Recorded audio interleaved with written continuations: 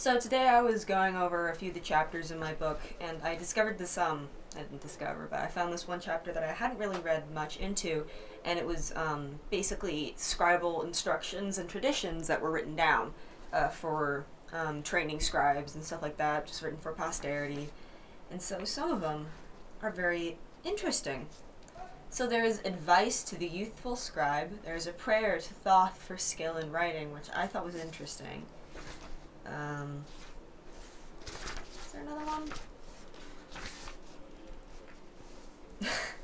There is a reminder reminder of the scribe's superior status. Yeah. Okay. That's an interesting one. So there's 3 that I'm finding interesting, so let's just go over those. I haven't read them before, so it'll be fun to look at all of it. Reminder of the scribe's superior status. The overseer of the record keepers of the treasury of the pharaoh, Amunemone, speaks to the scribe Pentawere. This letter is brought to you saying, I have been told that you have abandoned writing, and that you reel about in pleasures, that you have given your attention to work in the fields, and that you have turned your back on hieroglyphs.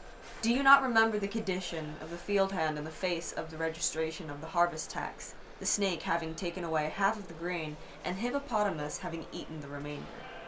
The mice are numerous in the field, the locust descends, and the cattle eat. The sparrows bring want to the field hand, the remainder of which is on the threshing floor is finished, and it is for the thieves, its value in copper is lost, and the yoke of oxen is dead from threshing and plowing. The scribe is moored at the river bank. He reckons the tax with the attendants bearing staffs and the Nubians' rods of palm. They say, give the grain. There is none. They beat him vigorously. He is bound and cast into the well. They beat him, drowning him head first, while his wife is bound in his presence. His children are manacled. His neighbors have abandoned them and fled. Their grain is gathered. But a scribe, he is the taskmaster of everyone. There is no taxing of the work of the scribe. He does not have dues. So take note of this. So it's basically saying, hey, if you keep being a scribe, then you can evade taxes. But, yeah, scribes had a very high status in ancient Egypt, obviously, because, learning how to write hieroglyphs, number 1, it's very hard to teach that. Number 2, it's hard to do. You need to be also good at writing, good at carving stone most of the time, and you need to remember the 4,000 Advice to the youthful scribe. O scribe, do not be idle, or you shall be curbed straightway. Do not give your heart to pleasures, or you shall fail. Write with your hand, recite with your mouth, and converse with those more knowledgeable than you. Exercise the office of magistrate, and then you will find it advantageous in old age. Fortunate is the scribe skilled in his office, the possessor of a good upbringing. Persevere in action daily, and you will gain mastery over them.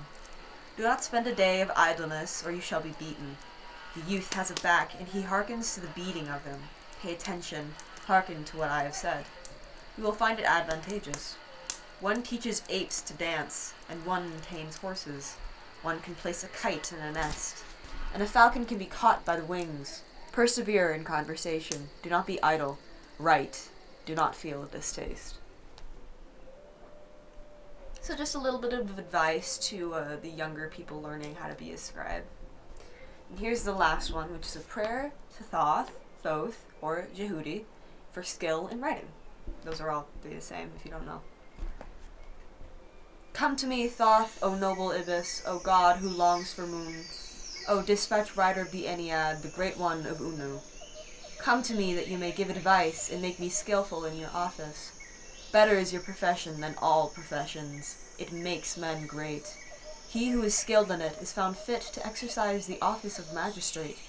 I've seen many for whom you have acted, and they are in the council of the 30, they being strong and powerful through what you have done. You are the one who has given advice. You are the one who has been given. You are the one who has given advice to the motherless man. Shay and Renanwatet are with you. Come to me that you may advise me. I am the servant of your house. Let me relate your prowess in whatever land I am. Then the multitude of men shall say, how great are the things that Thoth has done. Then they shall come with their children to brand them with your profession, a calling good to the Lord of victory. Joyful is the one who has exercised it. So I'm not sure if that's the same prayer as the one I'm thinking of, but there is a prayer, I believe, that scribes recited for Thoth pretty much every day before they started work, and they'd leave a droplet of ink out for him as well.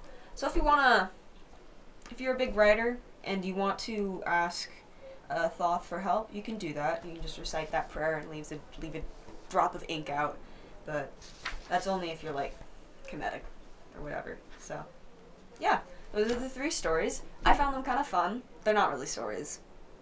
They're instructions. But anyway, I really like reading from this book. It has a lot of interesting things.